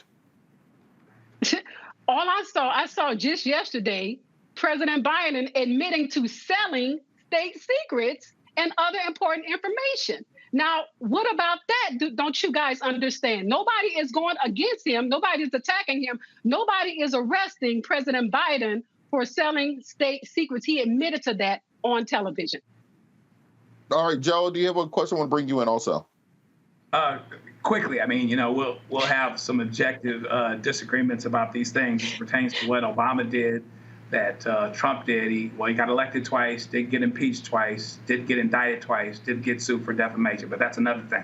I'd be interested to know your thoughts about how Donald Trump would actually win a general election. I understand how he may win the primary, and some of us that think that Biden might be a weak candidate, whether he should be or not, are hoping that Trump wins the primary. But how does he win a general election when he lost the last one, didn't get the majority of votes the first time he did win, and that I don't know that his perception in terms of moderates and others that will carry him over the line, carry most folks over the line and win an election, I don't know that it's changed with him, even if he's strong with conservatives. Well, I mean, he's gotten more votes than any other president, period, okay, in history. But he's still other than lost, Biden okay? last So time, right? Yeah, other than Biden. Well, and my thing is, that is up now. You guys are looking at, be honest, look at him. Look at him and listen to him. Do you believe that he was the most popular president? I don't know. I don't believe he was particularly popular, even as a candidate. I wouldn't disagree with that. I think he. Mikhail, remember that as the old saying goes, you run against the opposition, not against the Almighty. I think part of that was people voting against Trump as much as it was voting for Biden. But go ahead. I want you to respond to the question. Well, there were a lot of irregularities to the point where we can't even talk about it without being shut down and censored, and we know that there was something that had taken place that we can't even talk about, and you guys know that. And that's why you're asking the question, how will he win? Because we know that there's something set up already. But again, you're looking at the more that this man is being persecuted and attacked, the more his popularity rises. The young lady just asked me the question. I mean, how do I believe, that he is more popular? I mean, you asked me that, Robert. How do I believe that he's more popular, ever since he's been indicted and charged and arrested? It doesn't matter, because the American people, you know what they want? They want their money back. They want their 401k plans back. This is what's going on. We are in a recession. We're seeing the gas prices go skyrocketing. People cannot afford. My mother cannot afford her mortgage anymore. She cannot afford her homeowner's insurance anymore. She cannot afford her anything anymore, because the prices are going way up. People are looking at their bottom line. They want their money back. And the only way to get that back is to put Donald Trump back in the White House. People know that. Well, just real quick, just for way of clarification, gas prices are down $1.20 from last summer. Inflation has dropped for 11 straight months. It's holding at 4%. If you want to talk about economic growth, we just had last month 357,000 jobs added to the economy. Unemployment is steady at 3.4%. The inflation rate is stable at 4.3%. The Federal Reserve has stopped raising rates in order to address the insolvency crisis that we saw in the economy. So I think that when we talk about these things, they have to be rooted in the current facts as they exist. But just before we go, because we only have about a minute left, to Joe's point, Donald Trump lost the popular vote in 2016 by 3 million votes. Republicans lost the midterms in 2018. Donald Trump lost the election in 2020 by 7 million votes. Republicans underperformed in the midterms in 2022. Who is the alternative to Trump that might be able to win or might be able to galvanize the conservative movement, particularly when Trump also has been indicted twice and is currently facing 70-plus felony counts? Well, as you can see right now, he is smoking all of his opponents in the polls. So there is no other person. And I just want to go back to the numbers that you just addressed concerning the inflation, that you said everything is back, it's down, but it's still not beneath the numbers that Trump produced. And you know that, Robert. You know that everything is still up. Gas prices are still up. People are still finding it hard at the grocery stores. I mean, we can't even buy, our coffee was $6.99. Now it's like $11.99. Still, I don't care what you guys are saying about inflation going down, prices are still high, and people feel it. Okay, and so just of the remainder of the field, got about 30 seconds left. Is there any other Republican in the field that you think, let's say Donald Trump gets locked up, who do you think will be the Republican nominee in that case? I don't have an answer for that, because nobody believes in anyone else but Trump at this point. I'm talking about Republicans. All right, how can people get in contact with you? Because I know we have a lot of conservatives listening who might be loving what you're saying. Oh, they can reach me on Instagram, Mikhail Bartholomew, or they can reach me on Facebook, Mikhail Bartholomew. All right, thank you so much, Mikhail Bartholomew. You're watching Roland Martin Uncensored, streaming live on the Black Star Network. We'll be back after the break. Black Star Network is here. Oh, no punch! I'm real revolutionary right now. Thank you for being the voice of Black America. All momentum we have now, we have to keep this going. The video looks phenomenal. See, there's a difference between Black Star Network and Black-owned media and something like CNN. You can't be Black-owned media and be scared. It's time to be smart. Bring your eyeballs home. You dig? My early days on the road, I learned, well, first of all, as a musician, I studied not only piano, but I was also drummer and percussion. I was all city percussion as well. So I was one of the best in the city on percussion. There you go. Also studied trumpet, cello, violin, and bass, and any other instrument I could get my hand on. And with that study, I learned again what was for me. I learned what it meant to do what the instruments in the orchestra meant to each other in the relationships. Right. So that prepared me to be a leader. That prepared me to lead orchestras and to conduct orchestras. That prepared me to know, to be a leader of men, they have to respect you and know that you know the music. You have to be the teacher of the music. You have to know the music better than anybody. There you go. Right, so you can't walk in unprepared.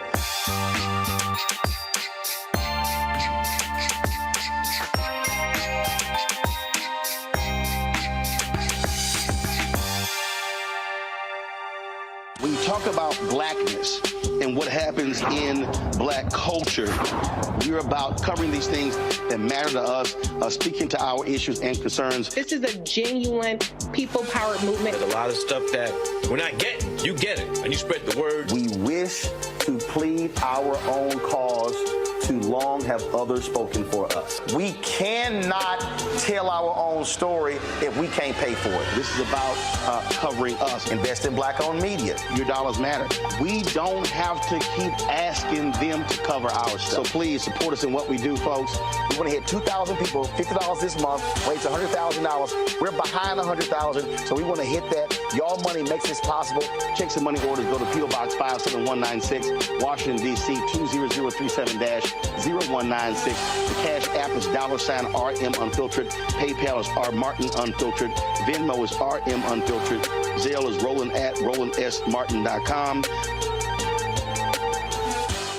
Hello, we're the Critter Fixers. I'm Dr. Bernard Hodges. And I'm Dr. Terrence Ferguson. And you're tuned in to Roland Martin Unfiltered.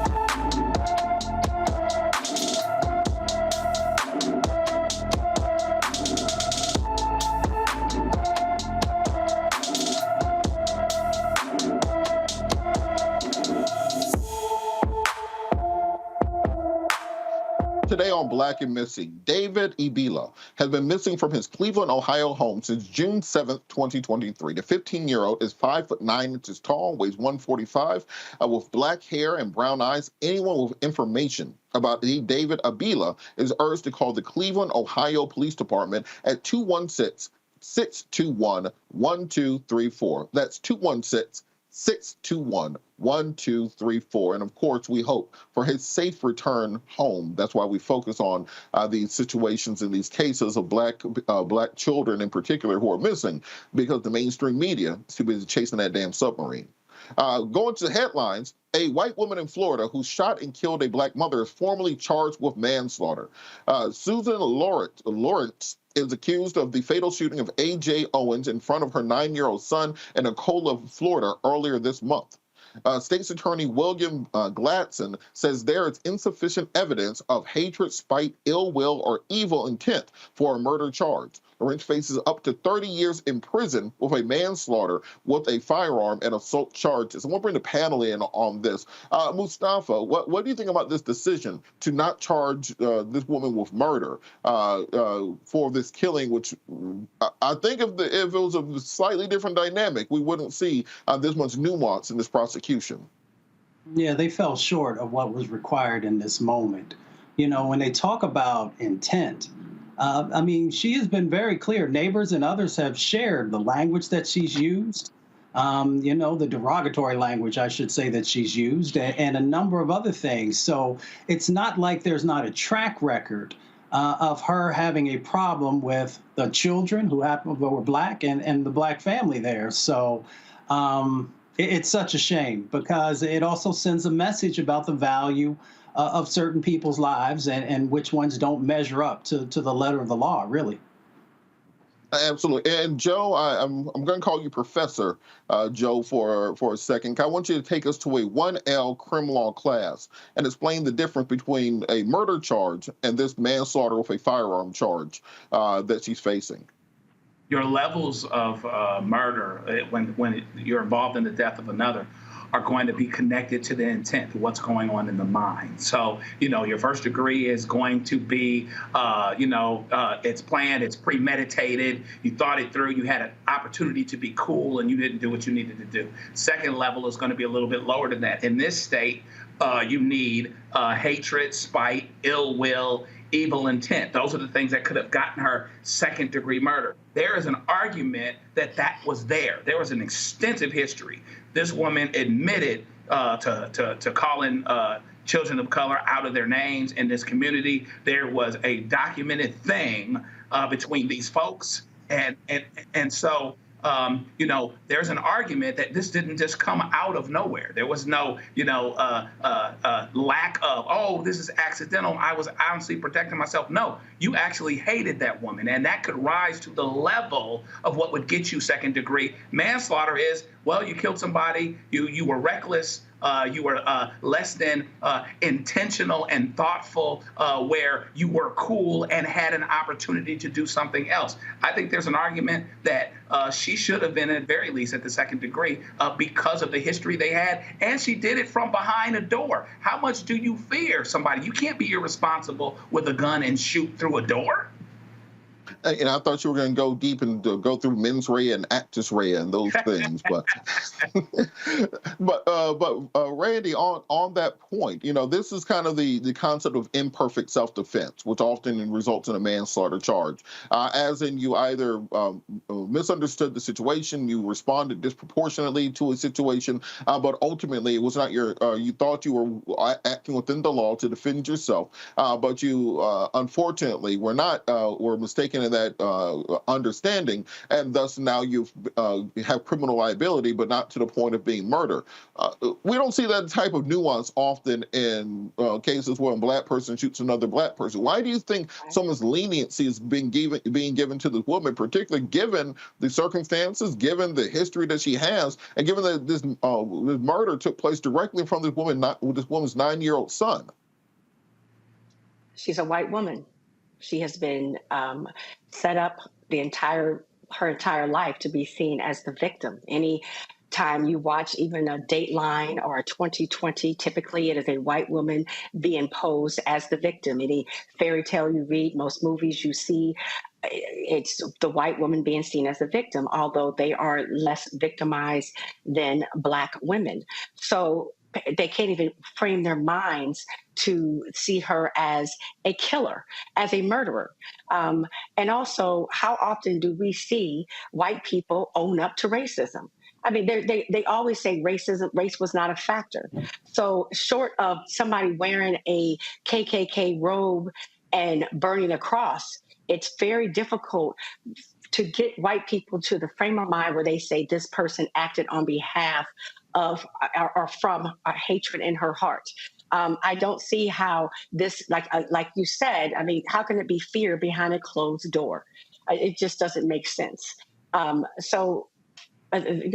those reasons, but convicting a white woman, placing a white woman and as a murderer is a very hard concept for this country. Extremely difficult because they've been brainwashed to think that white women are always innocent.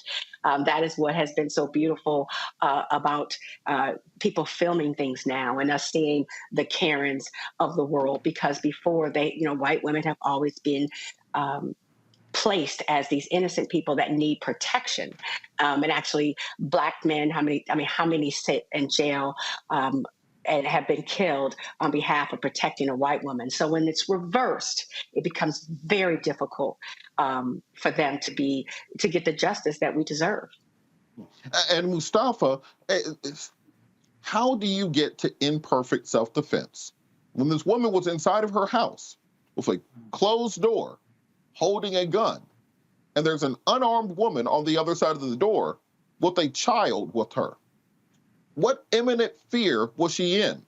What imminent danger was being presented to where she thought she needed to resort to deadly force in order to do so? Unless this woman was breaking and climbing through your window, unless she was on the verge of kicking the door in. Otherwise, there's no idea of imperfect self-defense here. What do you think the rationale is for lowering this from murder down to imperfect self-defense manslaughter? Prosecutors want to win cases. So it went for the low-hanging fruit. I mean, we all know, any of us who've worked around or are in the legal system know that prosecutors want to win cases. So I think that's a part of it. The other part, there is no rationale for this, because she could have very easily, if she felt that she was under threat, she could have picked up the telephone, she could have called the police, and they would have been there. And then folks could have worked out whatever the situation is. We know that there was, based upon reporting from folks who lived in the community and others, that this lady had a problem with Black children and with Black people. So we know where this is coming from. And then on the flip side of the coin, we understand that, the way that the legal system unfortunately still operates when it comes to the injustices that happen to us. And when our lives are taken, we know that in many instances they go to the lowest common denominator in relationship to the charges that are going to be put forward. So that's why we have to continually stay engaged and pushing. And that's why folks have asked for legal reform in all of its forms and fashions. And we are not there yet. We have made some progress, but we continue to see these types of cases where it's very apparent of where there are disparities in how people are approaching the cases and the level that people want, whether it's going to be manslaughter or it's going to be, man-to or whatever the situation might be. And I say this all the time in some of the police shooting cases, that at some point in time, somebody's got to go for the gusto. When either it comes to the prosecution or when it comes to settlements in some of these police shooting cases and other cases, people are not going to respect us until we finally, as Randy said, convict a white woman for murder of a black woman or a black man in this country. I don't think any of us can remember in our adult lives a case where a white woman's been convicted of murdering a black man or a black woman. It just very rarely happens, to her point. Similarly, in these cases, when we hear about families settling with cities, I understand we need the civil justice. Civil justice often is just as powerful as criminal justice in cases. However, I would just like to see one of these cases go to trial one day. I would like to see one of those cases go to trial and win and get punitive damages against a city. Because it's one thing to get tens of millions of dollars from a city. It's another thing to send the city into receivership, where they got to start naming buildings and roads after your family members because they can't afford to pay you off, where they got to start auctioning off statues to pay off the settlement against you. I'm talking about treble damages in cases for punitive damages. I want them to have to peel the gold off the dome here in Atlanta in order to pay off some of these judgments. That's what gets people to change, and that's why I wish the prosecutors went for the murder charge in this case. We're going to keep the conversation going on the other side of the break. You're watching Roland Martin Unfiltered, stream live on the Black Star Network. On A Balanced Life with me, Dr. Jackie, a relationship that we have to have. We're often afraid of it and don't like to talk about it. That's right, we're talking about our relationship with money. And here's the thing, our relationship with money oftentimes determines whether we have it or not. The truth is you cannot change what you will not acknowledge. Balancing your relationship with your pocketbook. That's next on A Balanced Life with me, Dr. Jackie, here at Black Star Network. On the next Get Wealthy with me, Deborah Owens, America's Wealth Coach, I'm sure you've heard that saying that the only thing guaranteed is death and taxes. The truth is that the wealthy get wealthier by understanding tax strategy. And that's exactly the conversation that we're going to have on the next Get Wealthy, where you're going to learn wealth hacks that help you turn your wages into wealth. Taxes is one of the largest expenses you ever have. You really got to know how to manage that thing and get that under control so that you can build wealth. That's right here on Get Wealthy, only on Black Star Network. Hey, what's up, y'all? I'm Devon Franklin. It is always a pleasure to be in the house. You are watching Roland Martin Unfiltered. Stay right here.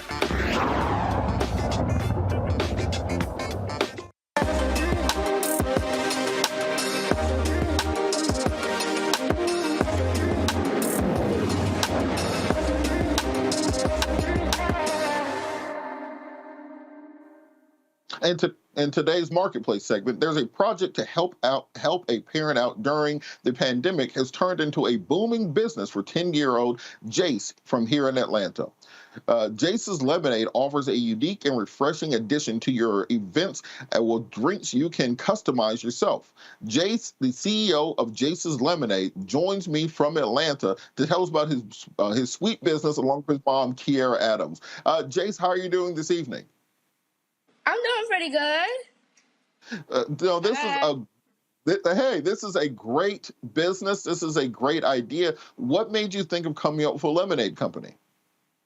Well, basically, my dad gave me a project during COVID, and it was basically to start a lemonade idea.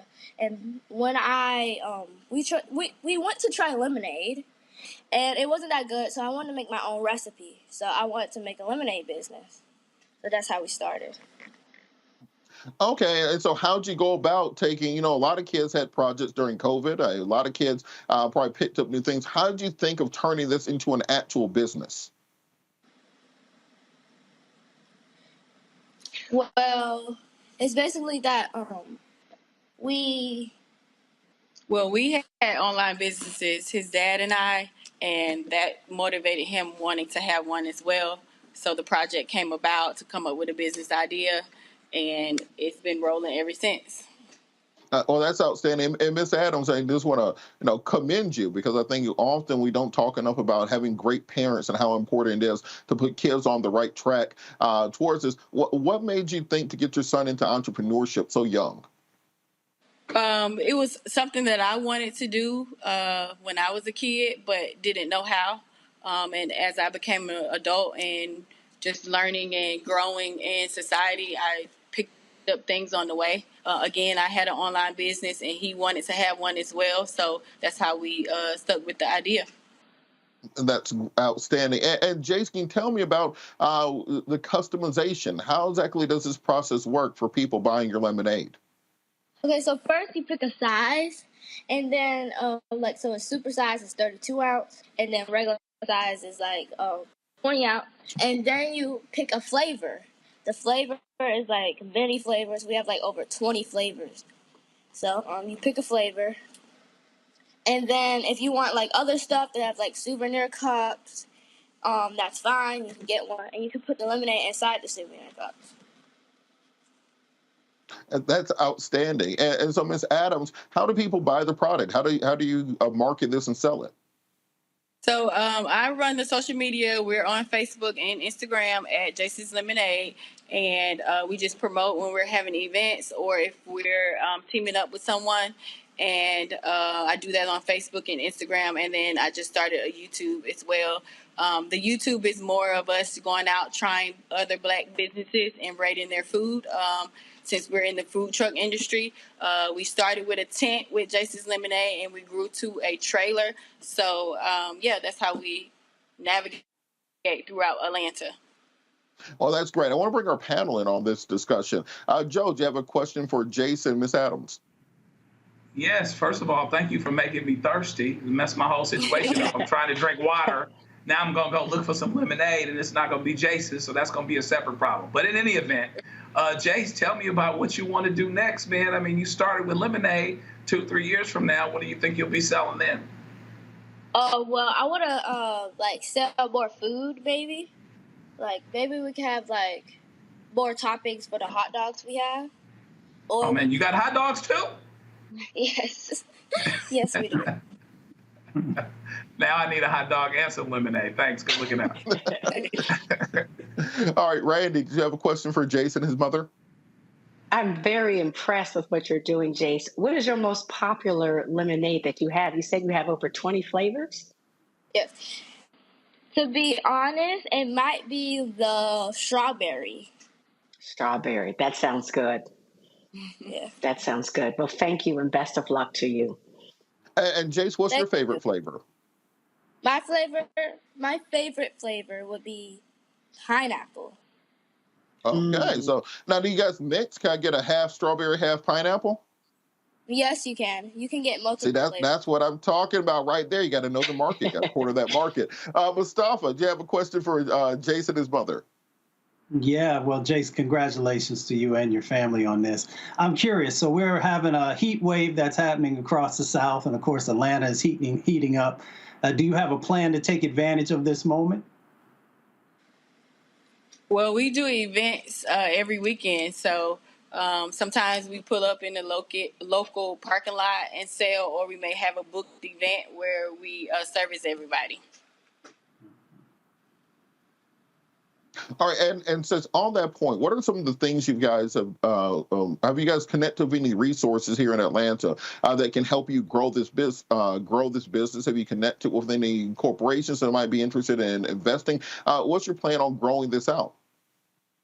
No, we haven't connected with anyone. We would like to grow our online sales. We started with bottles, and like I said, we've transitioned to the trailer where we do a cup size. But we also want to keep that revenue also with the online sales. So we are working on trying to grow that. Absolutely. Well, back when I was with Rainbow Push, we did a yearly youth entrepreneurship panel where we would connect youth businesses with corporations that were in their same field to help them get the type of experience and education necessary to build these things out. We had one kid who was 13 years old who had a business fixing cell phone screens in his community and wanted to perfect that. We had another young girl who made her own wigs and was selling wigs at her high school and had monetized that and turned that into a career. And one of the great resources, I'm going to shout him out right now, over in Stonecrest, Mason Wright has a hot dog stand. It started off as a hot dog stand on Morehouse's campus when he was 12 years old, so just a little bit older than Jace. And that has grown into a freestanding restaurant now that he's 16 years old. And he has a couple times a year a youth entrepreneurship fair where his restaurant is. And I'd be more than happy to connect you guys to make sure that we are encouraging this next generation of entrepreneurs and giving them the guidance necessary to keep them on that track. And just kind of on that point, do you have a 5-year growth plan on this? Do you have a place where you want this to go that you're aiming for, or is it just you're seeing where it will go organically? It's kind of a little bit of both. We do have something written down where we want to get into stores. Actually, today is Jace's birthday. He turned 10 today. Oh, wow. And he got into his first store today. So we are now selling in a store off of Jonesboro Road in Atlanta. But yeah, we want to grow, kind of see where we land. We have talked about doing like a container store somewhere, maybe on the Beltline or somewhere wherever we could land.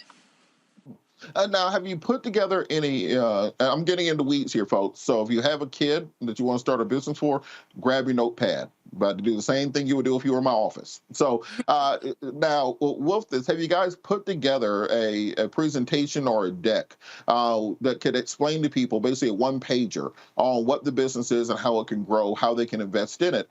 Because often working capital for small black businesses is the #1 barrier to growth. We all think that we have to have, $500,000 cash to grow our business out. When in reality, if you look at what most majority company or small startup companies do, they'll either get a medium-sized loan in order to finance their growth, or B, they'll do a round of investing to help people put money into it so they can grow out of that. So if you guys consider putting together a type of presentation where people can invest in the business and help it grow even beyond simply buying the product. We haven't done that, but I am open to it. I just don't know how. Like I said, we started. I didn't think it will grow as fast as it's growing. So we're just trying to learn as we go and get where we need to get to. Things change a lot with Jace. I always ask if he wants to continue to do the business. He always says yes. So as long as that's the answer, then we'll continue to do the steps we need. All right. Well, now you're on Black Shark Tank. So this is what I want you to do. Okay. One, put this business down on paper. Make sure that you, the flavors particularly, make sure you brand those individually and write those recipes down. So instead of it just being pineapple, it'll be Jace's Magic Pineapple or something like that. Instead of just strawberry or wherever the mixtures are, etc. And make sure that these recipes are repeatable and consistent. Now, I want you to also put together a 5-year growth plan on this, comparing it to other small startup beverage businesses and where they were able to take those things to revenues-wise. A perfect example would be like Jones Soda, where they started out with somebody bottling it out of their garage, and now you can get it in most stores or most specialty stores around the country. Then also, I want you to do a SWOT analysis. So it's basically an analysis of your competition, of other people who are in this field, who are in this market. Find out who else is doing what you are doing, who's doing it better, who's doing it worse, and what makes your product distinctive from the things that they're doing. Also, I want the guys to contact me after the show. There ain't no reason we should be in Atlanta and we're not helping each other out on things like this. And the reason this becomes important is, one, you can go the independent route of taking this, branding it, getting a big social media following and selling things directly. Or two, you can go the acquisition route. We're right here at the World of Coke here in Atlanta. If you build this thing out, I couldn't imagine Coke not wanting to partner with somebody like Jace in order to sell products to Generation Alpha and Generation Z. So it's all about putting this thing together and seeing how big it can grow. Just remember, you have to have make your ambition bigger than anything you can imagine, and you'll see where these things can go. How can people get in contact with you guys? How can they order the product? They can go to our website, jaseslemonade.com. That's JASES lemonade.com. And then we're all on every social media, Facebook, Instagram, TikTok, and YouTube at Jace's Lemonade. Well, thank you guys so much. I'm so proud of you. Happy birthday, Jace. You're an inspiration. You're going real far, fella. Thank you so much for all that you're doing. All right. That's the episode of Roland Martin Unfiltered. Roland should be back with you tomorrow. Got to thank the panel, Mustafa Santiago, Ryan D. Bryant, also Joe Richardson for joining us. Thank you to Mikel Bartholome also for taking a conservative position. It ain't easy to be in the gauntlet, but she held her own. And as I say to end every show, the words Gil Scott Heron, no matter the consequences, they're fierce to grip your senses. You got to hold on to your dream. Hold on to your dreams, America. Our network is here. Hold no punches. I'm real revolutionary right now. Support this man, Black Media. He makes sure that our stories are told. Thank you for being the voice of Black America, Roland. Stay black. I love y'all. All momentum we have now, we have to keep this going. The video looks phenomenal. See, there's a difference between Black Star Network and Black-owned media and something like CNN. You can't be Black-owned media and be scared. It's time to be smart. Bring your eyeballs home. You dig? Pull up a chair, take your seat. The Black Tape with me, Dr. Greg Carr, here on the Black Star Network. Every week, we'll take a deeper dive into the world we're living in. Join the conversation only on the Black Star Network. Hi, I'm Dr. Jackie Hood Martin, and I have a question for you. Ever feel as if your life is teetering and the weight and pressure of the world is consistently on your shoulders? Well, let me tell you, living a balanced life isn't easy. Join me each Tuesday on Black Star Network for A Balanced Life with Dr. Jackie. We're all impacted by the culture, whether we know it or not. From politics to music and entertainment, it's a huge part of our lives, and we're going to talk about it every day right here on The Culture with me, Faraji Muhammad, only on the Black Star Network. I'm Deborah Owens, America's Wealth Coach, and my new show, Get Wealthy, focuses on the things that your financial advisor and bank isn't telling you, but you absolutely need to know. So watch Get Wealthy on the Black Star Network.